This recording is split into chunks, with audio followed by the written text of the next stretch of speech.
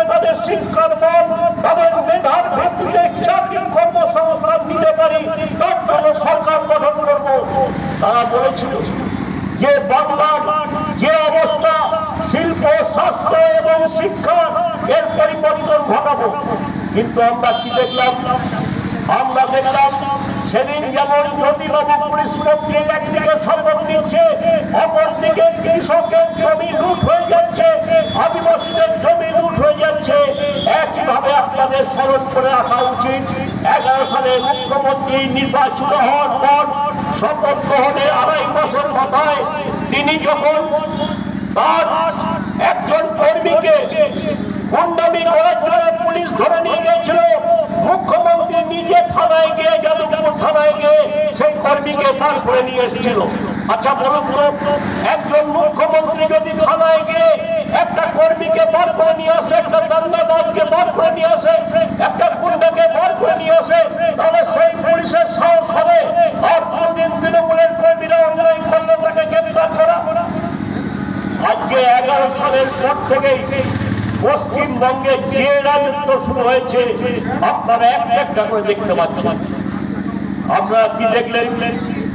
যুব সমাজের মধ্যে হাসি ফোটানোর পরিবর্তে আজকে আমরা দেখছেন যে আজকে 26,000 শিক্ষিত যুবক যারা চাকরির জন্য দরখাস্ত করে নিয়মিত পরীক্ষা দিয়ে পাস করে চাকরিতে স্কুলে গিয়ে মাস্টারি করার কথা, তারা কেউ মাস্টারি পেল না।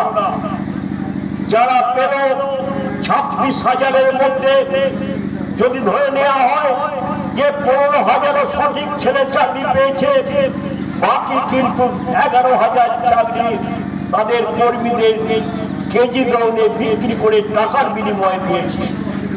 কিন্তু বারংবার ওটে বারংবার আদালত বলেছে যে সত্যিকারের যারা মেধাযুক্ত পরীক্ষায় পাস করে যাবে, লিস্ট হয়েছে, সে ওই মার্কশিট জমা দেন।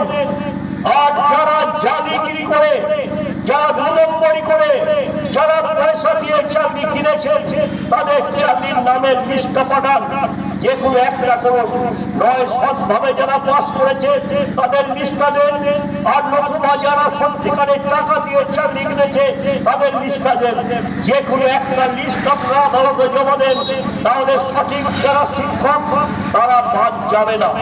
কিন্তু রাজ্য সরকার দেখলো আমরা টাকা নিয়ে যে চাকরিগুলোকে বিক্রি করেছি সেই নামগুলো যদি দেওয়া হয়, টাকা তো আমাদের ঘর ধরে আদায় করবেই, সঙ্গে সঙ্গে আমাদের পেটের চামড়াও তুলে নেবে। তাই জিনিসটাকে ভুলিয়ে দিয়ে চেয়েছে, কাউরির নাম দিল না, কোনো প্যানেল দিল না, কোনো মার্কশিট দিল না।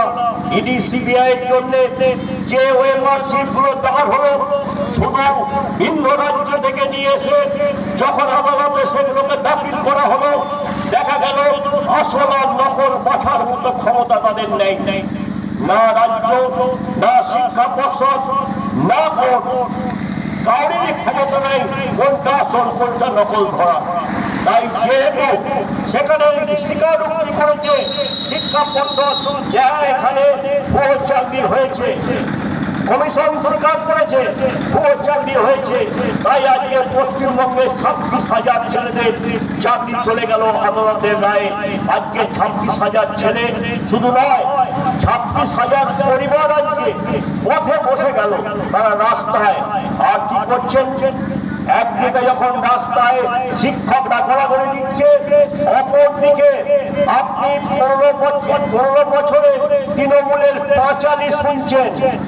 আজকে আগে ছিল উন্নয়ন রাস্তায় দাঁড়িয়ে থাকতো, আর এখন উন্নয়ন টোটো রিস্কায় ঘুরে বেড়াচ্ছে। অথচ আপনারা চোখের সামনে দেখছেন যে পথে ঘোরাঘুরি যাচ্ছে আমার জাতির মেরুদণ্ড, আপনার আমার ঘরের ছেলের ভবিষ্যৎ নির্মাণকারী শিক্ষকরা আজকে রাস্তায় ঘোরাঘুরি দিচ্ছে। আর তৃণমূলের লোকেরা, তৃণমূল নেতৃত্ব উন্নয়নের পাঁচালি শোনাচ্ছে টোটো রিস্কায় করে করে। আপনারা শুনেছেন আগে পথে ঘাটে উন্নয়ন দাঁড়িয়ে থাকতো, তৃণমূলের নেতারা বলতো যে উন্নয়ন রাস্তায় দাঁড়িয়ে আছে, তৃণমূলের নেতারা বলতো আপনার পাড়ায় উন্নয়ন দাঁড়িয়ে আছে, মাঝে একটা নতুন প্রকল্প নিয়ে এলো।